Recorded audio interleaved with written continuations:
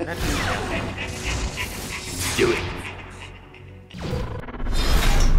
We would be honored if you would join us. Hey everyone, hope you're all doing well today. So something that no one really has talked about and everyone's always wondered, including myself, has been that really nice painting or sculpture from Revenge of the Sith in Palpatine's office. Do you all remember that scene where Anakin was basically going to Palpatine and, he told him that General Grievous has been caught, and then they start talking, and it basically ends up with Palpatine revealing his true Sith identity to Anakin. But while he's doing this, we see this lovely nice corridor, and we see the two statues of the Dwarty, the golden ones, and then we see this nice mural, this nice, it's not a painting, this nice sculpture painting almost, I guess we could say. What is it, and what info do we have from it? Well, we actually have info from Lucasfilm themselves. The book, The Making of Revenge of the Sith, reveals a lot of this stuff, which you guys have heard me and seen me pull from a lot in the past. I've covered a lot of videos regarding this book. They have a lot of great content. So I'm going to cover what was said about this piece, and then we're going to understand where it was from and everything that has to do with it. So first, before we begin, we have to understand Palpatine as a man, as who he is. He was a man of fine taste. He enjoyed art and,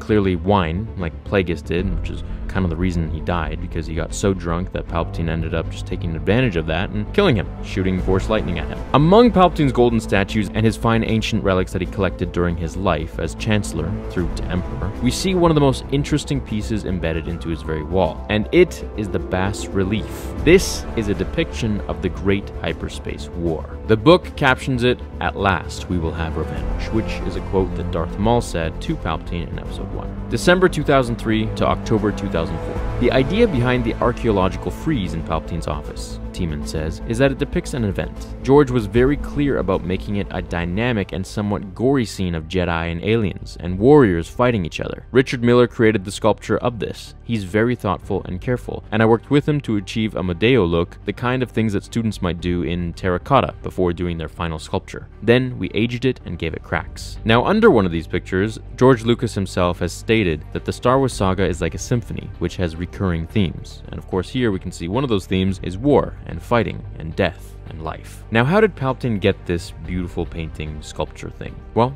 after the duel on Yavin 4, Mas Amedda was sent to the moon to acquire it, along with the piranha beetles. Now, in Legends, it was said to depict a ferocious battle which took place during the Great Hyperspace War, with followers of the light and dark side of the Force fighting against each other, alongside various other monsters and beasts. Now, the Jedi that would enter his office felt that it was, a nod of respect to their order, but it was actually a statement of Palpatine's belief in Sith superiority. Now, something interesting that we can see in all the different versions, the concept art of it and the actual sculpture painting of it itself, we can see that they used a Sith witch. Now, if we look at the original concept art for Darth Maul, we can see that they were kind of, constantly leaning towards this sort of idea, this image, this very freaky looking Sith, which eventually we got Mother Talzin, who kind of, has some inspiration from this character. So I'm wondering if this Sith witch, and this is just my theory here that I'm throwing into here, is that maybe they're just,